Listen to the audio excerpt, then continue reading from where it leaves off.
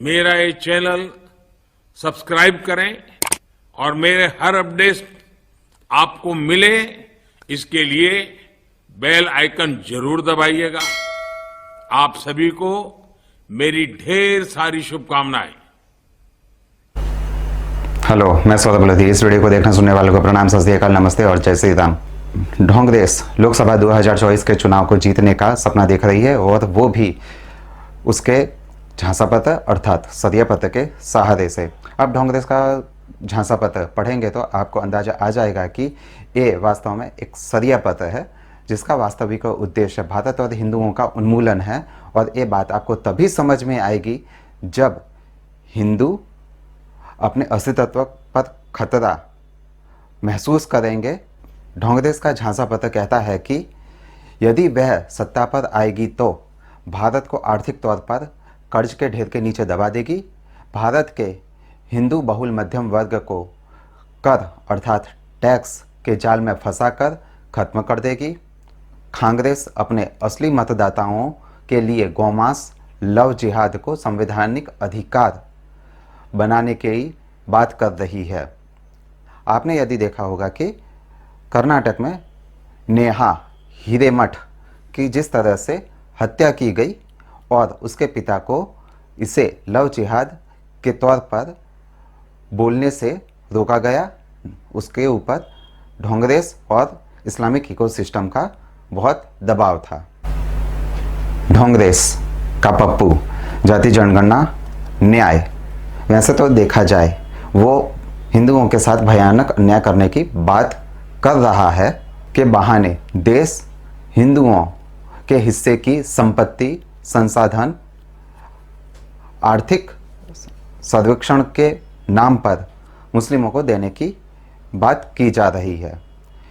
हिंदू याद रखो, ढोंग देश के लिए अल्पसंख्यक का मतलब सिर्फ मुस्लिम होता है और ये बात इन लोगों ने कई बार राजनीतिक मंचों से और उसके सर्वोच्च नेताओं के द्वारा आपने सुनी होगी, जैसे कि मनमोहन सिंह का बयान। हिंदू एक बात याद रखो, ढोंग देश और उसके राजनीतिक इकोसिस्टम में समाहित लोगों के लिए, दलों के लिए, संगठनों के लिए भारत के अंदर अल्पसंख्यक का मतलब सिर्फ मुस्लिम होता है। इसमें सिख, ईसाई, जैन, बौद्ध और वो अन्य लोग नहीं आते हैं जो किसी भी धर्म को मानते नहीं हैं। आपको याद होगा कि 9 दिसंबर 2006 को मनमोहन सिंह ने कहा था कि देश के संसाधनों पर सबसे पहला हक मुसलमानों का है। आप जरा ये वीडियो सुन लीजिए। We will have to devise innovative plans to ensure that minorities, particularly the Muslim minority, are empowered to share equitably in the fruits of development.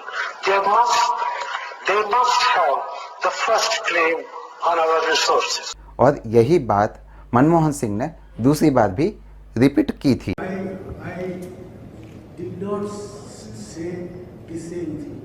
I said minorities, particularly the Muslim minorities, if they are poor, they have prior claims on the resources of the country. I used the word all for all minorities and I added for mayor, particularly Muslim minorities, if they are poor, they have a prior right on the resources of the country. I stand by that. Karnataka में सिद्धरमैया कहता है कि मैं देश के संसाधनों को मुसलमानों में बांट दूंगा। ये बात उसने फरवरी में या जनवरी में कर्नाटक में बोली थी, जबकि सिद्धरमैया वर्तमान में ढोंग देश का मुख्यमंत्री है। अब पूरी ढोंग देश कह रही है कि हिंदुओं की संपत्ति हम लूटेंगे और हमारे मुस्लिम मतदाताओं में बांटेंगे। ये वही सेक्युलर राजनीति के व्यापारी हैं जो लव जिहाद को काल्पनिक बताकर हिंदुओं की बहन बेटियों की इज्जत लुटवाते हैं। और जब हिंदू अपनी बहन बेटियों की इज्जत और उनकी सुरक्षा के समर्थन में बोलते हैं तो यही इकोसिस्टम, यही इस्लामिक इकोसिस्टम या यही शरिया का सिस्टम हिंदुओं को नफरत फैलाने वाला और सहिष्णु बताता रहता है। ढोंगरेस कह रही है कि हिंदुओं को अपनी संपत्ति संतानों के लिए नहीं या उसके वारिसदारों के लिए नहीं, बल्कि ढोंगरेस के मुस्लिम मतदाताओं के लिए कमाना चाहिए और उनके लिए छोड़कर जाना चाहिए। या तो आप दूसरी तरह समझें तो ढोंगरेस हिंदुओं को कह रही है कि आप अपनी वसीयत में मुसलमानों को अपनी संपत्ति का 55% हिस्सा लिख कर जाइए। यदि आप ऐसा नहीं करते हैं तो ढोंगरेस यदि केंद्र में सरकार बनाती है तो, जो कि असंभव है, या ढोंगरेस राज्यों में सरकार बनाती है तो वो ऐसे कानून लाएगी कि जिसमें हिंदुओं की 55% संपत्ति छीनकर मुस्लिमों में अर्थात ढोंगरेस के मतदाताओं में बांट दी जाएगी और इस तरह से ढोंगरेस हिंदुओं की संपत्ति, जान और इज्जत और भारत के संसाधनों का इस्तेमाल करके अपने लिए इस्लामिक मतों को खरीदेगी और खुद को सत्ता में बनाए रखने की पुरजोर कोशिश करेगी और उसमें सफल भी हो जाएगी। जो हिंदू अब तक हिंदू मुस्लिम भाईचारा, सेक्युलरिज्म, गंगा जमुनी तहजीब जैसे राजनीतिक छल कपट के बहकावे में आकर ढोंगरेस और उसके संग साथियों को सरकार में लाकर बिठा देते थे, वो हिंदुओं के लिए मौत का जाल बिछा रहे हैं। एक तरफ मुस्लिम आतंक सड़कों, स्कूल, कॉलेजों में बढ़ रहा है, दूसरी तरफ लव जिहाद, रेप जिहाद को अंजाम दिया जा रहा है, तीसरी तरफ आर्थिक जिहाद, लैंड जिहाद को बढ़ावा दिया जा रहा है, चौथी तरफ हिंदू की संपत्ति का राष्ट्रीयकरण करके हिंदुओं को संपत्ति विहीन बनाकर उनकी हालत युगांडा के गुजरातियों जैसी, पाकिस्तान, बांग्लादेश के हिंदुओं जैसी बनाकर उनको भारत में ख़त्म करने की ढोंगरेसी साजिश को अब चुनाव में आगे बढ़ाया जा रहा है। उनको राजनीतिक चुनावों में मुख्य घोषणा पत्र में शामिल किया जा रहा है। इसलिए मैं हिंदुओं को कहूँगा कि आप साम पित्रोड़ा के ये दो बयान सुनिए, समझिए और उसके क्या भयानक दुष्परिणाम होंगे खास करके हिंदुओं के लिए, उसके बारे में सोचिए। And a lot of the viewers, the middle class viewers, are voicing the concern that it looks like if the Congress comes to power, the burden of all these schemes will come on us, the middle class. We'll be the ones who'll have to pay more taxes. Not true. What would you say to the middle class who are actually getting worried about this? Middle class will have more opportunities. Middle class will get more jobs. Today there are no jobs. But taxes will not go up on them? Taxes may go up a little bit, but I don't think that's a major issue. Let's not worry about that. Don't be selfish. Okay? Have big heart. How can you see poor people around you and feel that somebody is going to take a 10 paisa out of you? That's not India. This is what you would That's say not to the Indians. people of India, the middle class. Absolutely. That if you and I have to tighten our belt a little bit, we Yes. should. There is nothing wrong with it. They are our cousins, they are our brothers, they are our sisters, they are our nephews. But sir, one thing which is the Prime Minister is pointing out is the promise made by the Congress leader Rahul Gandhi or in the manifesto that if the Congress party will be voted to power, the party would conduct a survey to run a check on who possesses the wealth in the country and undertake an exercise to redistribute the same among the people. It doesn't mean that you are going to take their wealth and give it to somebody.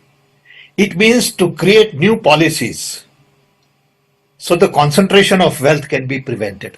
It's like Monopoly Act. Okay? It doesn't mean that I'll take your shirt away. All right? That's how do you read that? I don't understand. How can you do that? Okay? It's not physically possible to do that. But you can say the future policies would be such that this particular group cannot be into everything. There is a Monopoly Act in America also. You know, we have to make sure that few people become so rich that they begin to run government. We have to make sure that's the requirement in democracy everywhere in the world. Nothing wrong in being rich, nothing wrong in accumulating wealth, but to what point? Let me tell you, in America, there is an inheritance tax. So if, let's say, one has $100 million worth of wealth, and when he dies, he can only transfer probably 45% to his children. 55% is grabbed by government. Now that's an interesting law. It says, you in your generation made wealth, you are leaving now, you must leave your wealth for public. Not all of it, half of it. Which to me sounds fair. In India, you don't have that. If somebody is worth 10 billion and he dies, his children get 10 billion. Public get nothing. And law says, you get half of it, public gets half of it. So these are the kind of issues people will have to debate, discuss. I don't know what the conclusion would be at the end of the day. But when we talk about redistributing wealth, we are talking about new policies, new programs that are in the interest of the people and not in the interest of super rich only. ढोंगदेस ने ऐसा पहले भी कर दिया है और ऐसा किया है जब ढोंगदेस की यानी इंदिरा गांधी की संपत्ति सरकार में जाने की तैयारी में थी, सरकार लेने की तैयारी में थी, तब राजीव गांधी ने ऐसा एक कानून 1982 में रद्द कर दिया था। भाइयों और बहनों, इनहेरिटेंस टैक्स से जुड़े जो तथ्य अब निकलकर सामने आ रहे हैं, वो देश की आंखें खोलने वाले हैं। जरा ध्यान से सुना जाए, आप भी ध्यान से सुनिए और मेरे देश के दिग्गज पत्रकार भी जरा सुन ले, मीडिया वाले भी सुन ले और उनकी जो इकोसिस्टम है ना, जो हर दिन मोदी के बाल की खाल उतारने में लगी हुई है, वो भी जरा सुन ले कान खोल करके। देश के साथ कैसा कैसा पाप हुआ है। मैं आज देश के सामने पहली बार एक दिलचस्प तथ्य आपके सामने रखना चाहता हूं। जब देश की एक प्रधानमंत्री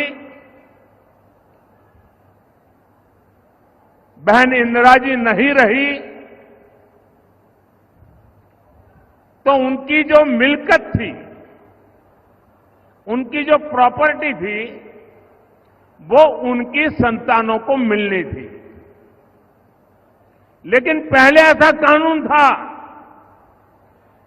कि वो उनको मिलने से पहले एक हिस्सा सरकार ले लेती थी।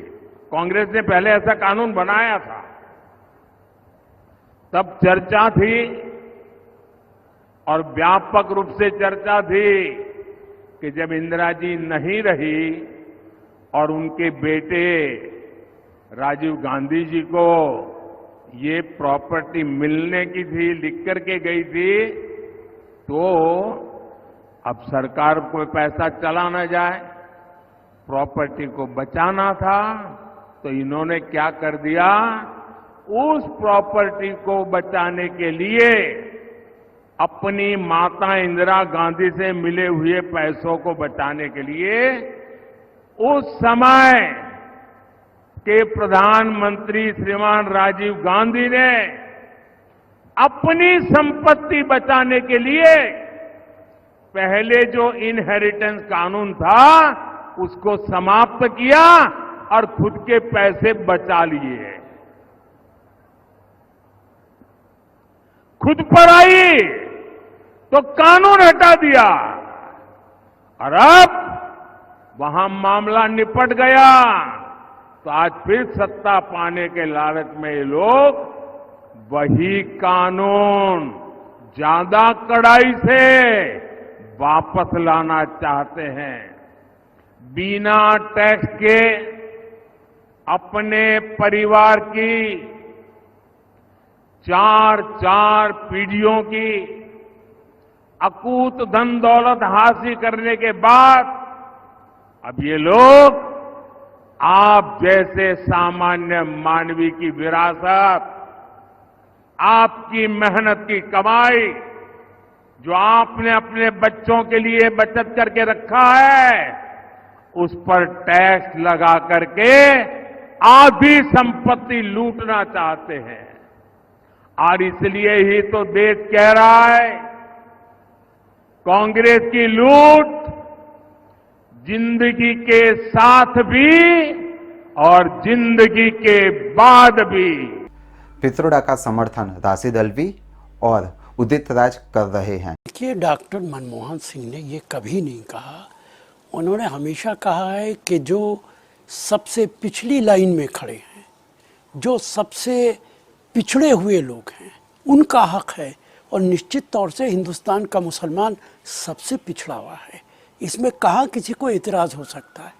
अगर पिछड़े लोगों को आगे नहीं लाया जाएगा तो देश कभी भी मजबूत नहीं हो सकता है। पिछड़े लोगों को आगे लाना पड़ेगा, समाज के अंदर बराबरी करनी पड़ेगी। ये भारतीय जनता पार्टी पैसे वाले लोगों की इज्जत करती है और गरीब लोगों की इज्जत नहीं करती है। जो वेल्थ है डेड मनी है, और हजारों करोड़, सैकड़ों करोड़, लाखों करोड़ पड़े हुए हैं, तो उस पर टैक्स थोड़ा सा लेकर के देश के विकास में, सड़क में, शिक्षा में, स्वास्थ्य में लग जाएगा और गरीबों को मुफ्त शिक्षा दे दिया जाएगा, तो क्या खराबी है? ये इंडिया में प्रैक्टिकली मुमकिन है ऐसा कर सकना? तो इंडिया में क्यों नहीं? इंडिया में ज्यादा होना चाहिए, इंडिया में ज्यादा होना चाहिए। यहाँ गरीबी ज्यादा है, 80 करोड़ लोग। इसलिए ऐसा माना जाना चाहिए कि कांग्रेस जो कह रही है, अर्थात सैम पित्रोडा जो कह रहा है वो सही है और कांग्रेस इसको लागू करेगी, और वो भी हिंदुओं के मत प्राप्त करके हिंदुओं के ऊपर राजनीतिक टेररिज्म का इस्तेमाल किया जाएगा। एक तरफ आप देखिए कि मुस्लिम हिंदुओं की संपत्ति में 55% हिस्सा प्राप्त करने के लिए खुलकर वोट कर रहा है। इसके लिए वो अपनी नमाजें छोड़ रहा है, मस्जिदों में जाना छोड़ रहा है, और दूसरी तरफ हिंदुओं को राजनीतिक महंगाई, राजनीतिक बेरोजगारी, राजनीतिक नफरत और अपनी छुट्टी, आराम, अत्यधिक गर्मी जैसे बहाने के नाम पर हिंदू भाजपा को, अर्थात खुद को सुरक्षित रखने के लिए भी मतदान करने के लिए नहीं निकल रहा है। यही फर्क है उनमें और हिंदुओं में।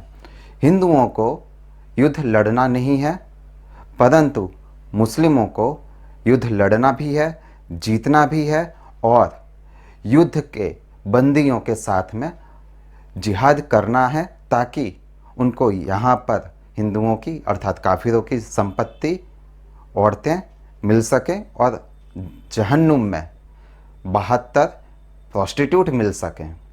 इसलिए मुस्लिम आदमी हो, औरत हो, बूढ़ा हो या नया मतदाता हो या प्रथम मतदाता हो, वो खुलकर वोट डाल रहे हैं। और इसके लिए मस्जिदों में कुरान की कस्में खिलाई जाती हैं, पैसा बांटा जाता है, और दूसरी तरफ ये भय भी दिखाया जाता है कि यदि मौलाना, मौलवी, मुफ्ती, उलेमा, काजी, शहर काजी और उनके इकरामों को यदि आपने धता बताया तो आपका इस्लामिक दुनिया से बायकॉट किया जाएगा, और उसके बाद में आपको काफिर कह के वही हाल किया जाएगा जो काफिरों के साथ में इस्लाम करने की मंजूरी देता है, सलाह देता है। ये बताता है कि कांग्रेस ने चुनाव के अंदर हिंदुओं और भारत के खिलाफ एक साजिश रची है, और ये साजिश इस तरह है कि नंबर 1, हिंदुओं को जनसंख्या मत बढ़ाने दो। नंबर 2, हिंदू संस्कृति त्योहारों को निशाना बनाओ ताकि हिंदू महिलाएं, लड़कियां देहखोरों का आसान शिकार बन जाएं। नंबर 3, हिंदुओं को न्याय संपत्ति से वंचित कर दो। चौथा, कांग्रेस हिंदुओं को अब राजनीतिक तौर पर जिहाद का शिकार बनाने के लिए तैयार खड़ी है, और वो भी हाथ में सरिया पत्र रूपी एक तलवार लेकर। जो हिंदू कल तक इस्लामिस्टों के और वामपंथियों के साथ में खड़े होकर राजनीतिक महंगाई, बेरोजगारी और बनावटी नफरत जो कि वास्तव में हिंदुओं की आत्मरक्षा और जागरूकता है, जिसे हिंदुओं की अवेयरनेस कहना चाहिए, उसके नाम पर बीजेपी आरएसएस मोदी को गालियां देते थे। उन हिंदुओं की संपत्ति कांग्रेस ने लूटकर इस्लामिस्टों, इस्लामिक घुसपैठियों में बांटने की योजना तैयार कर ली है और मूर्ख या सेक्युलर हिंदुओं को इसकी बिल्कुल भी भनक नहीं है, या वो अभी भी बिस्तर में सो रहा है और कथित सुनहरे भविष्य के सपने देख रहा है। जो सेक्युलर हिंदू ऐसा सोचते हैं कि मोदी झूठ बोल रहे हैं, भड़का रहे हैं, तो मैं ऐसा मानता हूं कि ऐसे हिंदुओं के खोपड़ी में दिमाग की जगह दिमाग की गंदगी भर चुकी है, क्योंकि राजनीतिक दिमाग न हो, उनके दिमाग को खा कर दिमाग की जगह अपनी विष्ठा भर दी है और वो उसी विष्ठा को लेकर दिन रात अपने राजनीतिक विमर्श को तैयार करते रहते हैं। यदि आपको पता होगा कि कांग्रेस पहले रेलवे का, बैंकों का राष्ट्रीयकरण कर चुकी है, कांग्रेस ने मुस्लिमों के लिए वक्फ बोर्ड, वर्शिप एक्ट और एक सबसे बड़ा भयानक कानून लाने की तैयारी कर रही थी, जो था एंटी कम्युनल बिल। कांग्रेस अपने सदिया पत्र में जो कह रही है उसे मोदी जी की भाषा में अर्थात असली संदर्भ में, असली अर्थ में सुनिए और समझिए। अब ये लोग उससे भी एक कदम आगे चले गए हैं। अब कांग्रेस का कहना है कि वो इनहेरिटेंस टैक्स लगाएगी, माता पिता से मिलने वाली विरासत पर भी टैक्स लगाएगी। आप जो अपनी मेहनत से संपत्ति जुटाते हैं वो आपके बच्चों को नहीं मिलेगी, बल्कि कांग्रेस सरकार का पंजा उसे भी आपसे छीन लेगा। यानी कांग्रेस का मंत्र है कांग्रेस की लूट।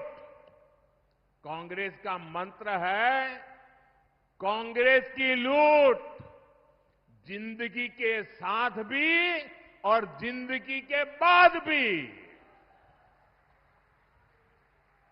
जब तक आप जीवित रहेंगे कांग्रेस आपको ज्यादा टैक्स से मारेगी, और जब आप जीवित नहीं रहेंगे तो आप पर इनहेरिटेंस टैक्स का बोझ लाद देगी।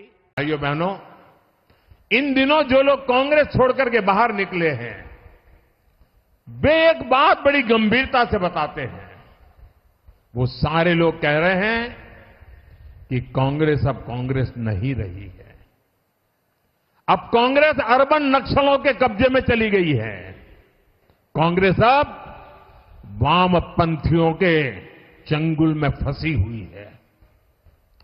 तो हमारे एक मित्र ने उनको पूछा कि आप ये कैसे कहते हैं, तो उन्होंने कहा उनका मैनिफेस्टो देख लीजिए, इस बार का कांग्रेस का मैनिफेस्टो देख लीजिए।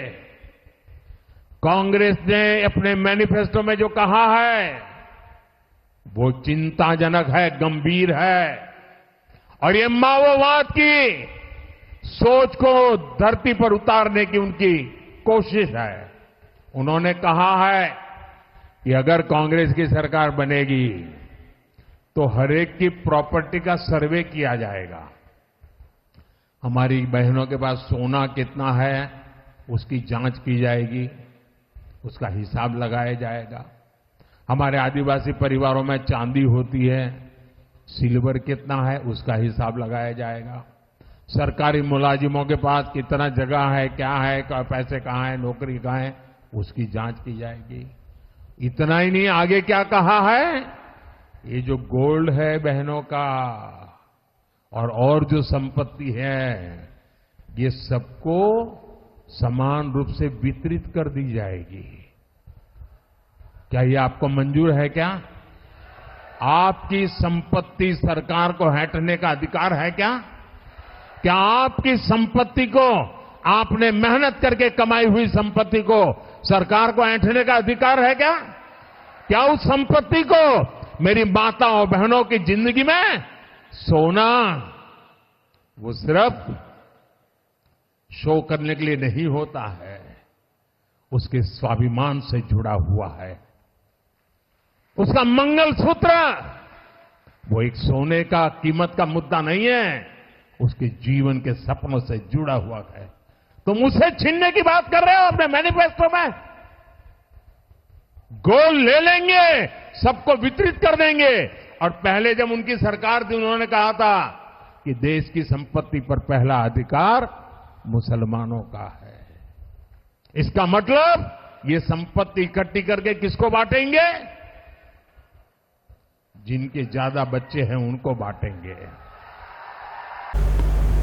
मेरा अवलोकन, कांग्रेस 2024 का चुनाव भारत की आर्थिक स्थिति बिगाड़ने के उद्देश्य से, हिंदुओं को खत्म करने के उद्देश्य से ही लड़ रही है और इसका पहला शिकार सेक्युलर हिंदू ही बनेगा। इसलिए खुद को बचाने के लिए कांग्रेस को वोट मत दीजिए, वरना कांग्रेस आपके घर की इज्जत, मंगलसूत्र, जान, संपत्ति लूटकर अब्दुल के हवाले कर देगी और तुम्हें जहन्नुम के हवाले। क्योंकि कांग्रेस हमेशा चाहती है कि भारत आर्थिक तौर पर कमज़ोर रहे, भारत आर्थिक विकास ना कर सके। यदि भारत कमज़ोर और आर्थिक तौर पर स्थिर नहीं रहेगा तो भारत के अंदर जिहाद का साम्राज्य बेहिसाब फलेगा, फूलेगा और बढ़ेगा। और इसका सर्वप्रथम शिकार वो हिंदू बनेगा जो सनातन भारत को सबसे ज़्यादा मानता है, क्योंकि ऐसे हिंदुओं का शिकार करने के लिए वो सबसे पहले इन हिंदुओं की बहन बेटियों को लव जिहाद का शिकार बनाने के लिए अब्दुल को खुलकर प्रोत्साहन देगी। और ऐसा भूतकाल में होता आया है, वर्तमान में चल रहा है और भविष्य में ही होता रहेगा। यदि आपको ऐसा लगता है कि हमारा अब्दुल ऐसा नहीं है तो आप ब्रिटेन में ग्रूमिंग गैंग देख लीजिए या पाकिस्तान में रेप जिहाद देख लीजिए जो सिंध में हिंदू लड़कियों के साथ में की जा रही है। आप नुपुर शर्मा का किस्सा उठा के देख लीजिए जिसमें बांग्लादेश में एक हिंदू लड़की का नाम नुपुर होने के कारण उसके साथ में इस्लामिस्टों ने रेप किया था। इसलिए मैं ऐसा मानता हूँ कि कांग्रेस मुस्लिमों के लिए, मुस्लिमों के द्वारा चलाई जाने वाली एक राजनीतिक जिहादी संस्था है। तो हिंदुओं को चाहिए कि ऐसी राजनीतिक जिहादी संस्था को अपना वोट देकर खुद को जिहाद का शिकार बनाने से बचा लीजिए और साथ में अपना घर, अपना देश भी इन जिहादियों के चुंगल से बचा लीजिए। धन्यवाद। जय श्री राम। मेरा ये चैनल सब्सक्राइब करें और मेरे हर अपडेट आपको मिले इसके लिए बेल आइकन जरूर दबाइएगा। आप सभी को मेरी ढेर सारी शुभकामनाएं।